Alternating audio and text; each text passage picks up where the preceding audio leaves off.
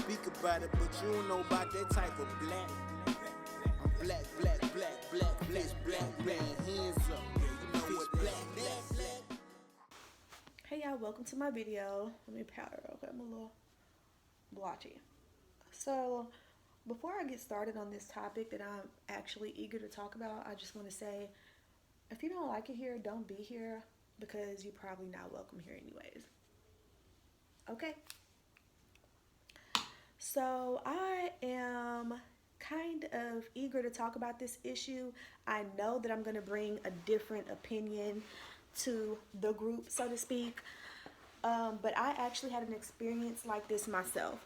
So this beautiful young girl, I mean complexion fleeky, like oh my god. I just noticed how beautiful her skin is. But this beautiful young lady, and we'll call her Brockman, that's her last name, wore a shirt to school that says, "All lives can't matter until Black Lives Matter." So what happened is the school was upset about this shirt. Her mother called the school board and said, well, they told me my child can't wear this shirt. The school board said, as long as the shirt doesn't have profanity, your child should be able to wear it. She sends her child to school the next day with a shirt that has a fist on it to represent Black Lives Matter. And they did then turn around and tell her that her daughter's no longer allowed at the school. Now, here is the reasoning that the school gave the 6-year-old's mother, Brockman is 6, for not letting her, this is the mouse to my laptop, for not letting her attend anymore. It says, Brockman returned to the preschool last Friday wearing a different shirt with an image of a raised fist printed on the back. When the mother picked up her daughter at the end of the school day, she was told her daughter was no longer welcomed at the school. An employee allegedly said that the shirt was encouraging racism. Allegedly said. That's not even an actual statement. The parent got very upset, and I'm just like, are you serious over a t-shirt? She claimed the school director had told her, I'm not going to tell you how to raise your child, but you need to reevaluate how you are parenting her. It's not political, it's everyday life. It's all over the news. Right is right and wrong is wrong, says the mother. The director of the preschool said in a statement to Fox 16 that we feel a child care environment is not a place for a parent's political views to be addressed or played out, regardless of race. Um, this this is kind of touchy feely. So a lot of people just feel like if something is racial, as black people, we have to be on like just gang ready to go.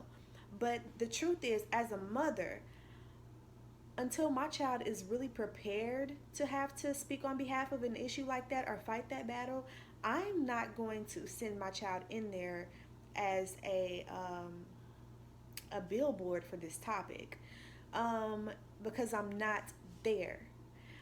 So let me just give you a story to help you understand. So my son was in kindergarten a year ago, and he was 6. And he came home from school, he was in the back seat, and he just started talking. And I'm just listening, and he's like, yeah, white people can sell black people, and you have to stand up naked and be tied up, and they'll say, who has $50, who has $60, and I'm just shocked. I'm just listening to him talk, and he's like, and yeah, they can spit on you, knock your books out your hands because they're mean, and I would never be that mean if I was a white person. And I'm just listening, and I was so overwhelmed and so emotional. I had to calm down before even addressing the situation. I should have gotten a newsletter home or something to let me know that this conversation was going to be had. It wasn't even Black History Month. So this teacher, in the most insensitive way, had a conversation with my kindergartner about race, and not just race and racism, but about race in an era when it was at its most disgusting point. And the thing is a 6-year-old cannot comprehend that much. Um, and you heard what I just said. This is what he took from it. And another kid who was in that class probably took something else from it. Another kid, something else. You just have no idea of the effect you're having. And a lot of those kids didn't even go home and talk to their parents about it. And that's why it should have been up to the teacher to communicate that to us. And honestly, to get our opinion. And when I talked to the principal about it, the principal didn't even know. The principal had no clue that they even had that conversation in class, that the teacher even talked to them about that. He said it wasn't even in the lesson plan. And I say that just to say, you don't have the right to be deciding when to introduce such important issues, any type of political or racial issues, to other people's children. You know, I don't believe in letting your child just be out here blind, not being aware of the threats that are out here for them, that they have to face. But I do also know that just because someone's parenting style is different from mine does not make them wrong. If you choose to try to lie to protect your child, even though the method might not be the best, um, that doesn't make you the devil, and it doesn't make you just evil or wrong. You know what I'm saying? People just need to learn how to stay in their own lane. And this was right here in Arkansas, so this is why I really wanted to speak on it, because I was surprised that the school actually took this route. But so the shirt says all lives can't matter until Black Lives Matter. This is a very true statement. The statement of all lives matter doesn't even make sense when Black lives have not been mattering. You know what I'm saying? Black is included in the all, you know? So the statement on the shirt is very true. But again, to a 6-year-old, all lives can't matter until Black lives matter. So what does that mean? My life doesn't matter. 6-year-olds can read, by the way. You know what I'm saying? It's just, somebody has to explain it. And then you put this teacher in the position to have to explain these things to these kids because you decided to bring a political issue into our classroom. And if any of those other parents are like me, if I found out you've been talking to my child about race in a way that I don't see fit, then I'm going to be up there talking to your boss just like I did. So I understand the teacher. My whole thing was I just felt like at such a young age, this was not what I wanted somebody else to bring to my child. I didn't plan on talking to him about it until he was 9, honestly. And that might not, that wouldn't have worked out because then we had this whole George Floyd incident. We had so much going on, and he's 7 now. So that conversation would have happened by the age of 7. But at the end of the day, when it comes to talking to kids about things that are not in a school curriculum plan, you need to have parent consent, and that parent has no business taking that type of conversation up to the school and making it possibly a part of the classroom environment. And that's why I'm such a big supporter of uniforms. When I was a kid, I got teased so much for my appearance, so much for the things that I wore. And one of my most memorable and favorite memories of moving to California was having to wear uniforms, and everybody had to wear uniforms. We all had to wear uniforms. So we all really looked alike. Now you can tell some of ours were like better and more fitted than others, but there was just no room for the bullying. There was no room for outcasting and things like that. That's why I'm such a real believer in the importance of school uniforms. And I think schools should also have washer and dryers up there. Maybe raise the pay of the janitors or give them more hours so they can maybe even just stay and wash some of the uniforms, or leave them open for the parents to come and wash them.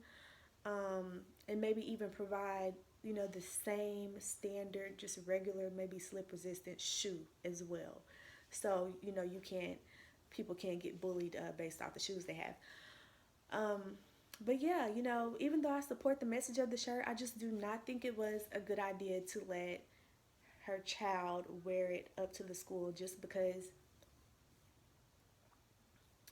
it is something that opens up conversation. And I guess I'm just always blown away. I know how different people are, and I love people for being different, but I guess I'm just always blown away about the fact that what you might think is common sense, to some people they don't even think about.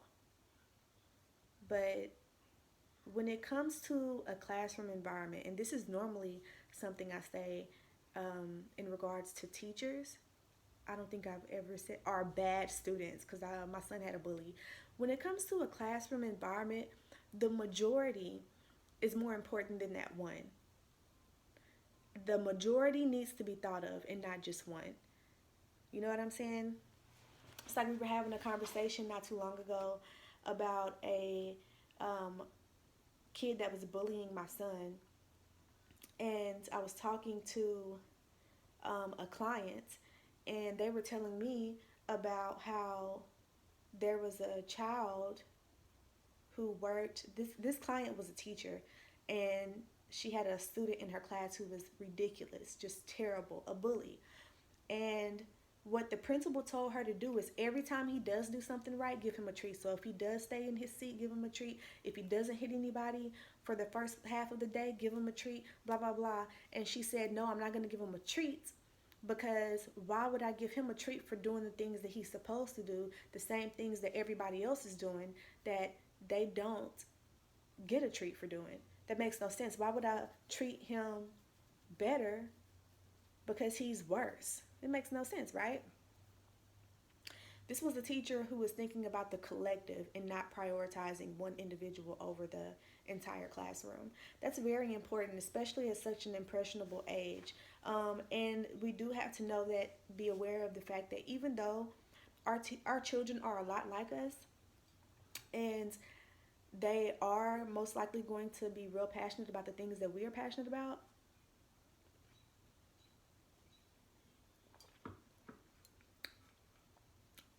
still at 6 years old, those are her mom's political views. They're not hers yet. So, mom, don't make her fight your battle for you. She just wants to be around her school, and we in the middle of coronavirus. You ain't even got time to be trying to put her in all these different places. You shouldn't have started it, but once you were made aware that you were doing something that could potentially hurt other people, you should have just stopped, period, point blank. You know what I'm saying? Just stop. Don't start nitpicking. Don't use your child to fight a battle for you, because at the end of the day, she's going to be separated from her friends, and things are going to be made more difficult for you because you now need new child care. But I do understand your rage, and I do understand how emotions and hurt can cause you to be displaced and do some things that you probably normally wouldn't do too, because that's what happens when you have so much going on in your mind. Shit isn't clear. But anyways, this was an amazing topic. Again, I went through something similar. So, I hope that everything works out. I hope baby girl makes some new friends, okay? And I hope the new school is, a great experience. And I hope the mom isn't, too bothered by this. I'm actually surprised this story got picked up, because I kind of reached out to like so many different news outlets when my son was in kindergarten regarding a whole bunch of issues going on in Pine Bluff School District. Moved there for a year, left, won't ever go back. But nobody gave me no feedback. But all right, y'all, I appreciate you coming to my channel. Make sure you like, comment, and subscribe, or just keep watching and not liking it. Whatever. Bye-bye. Speak about it, but you don't know about that type of black. I'm black, black, black, black, black, black, man, hands up. Yeah, you know what black, black, black.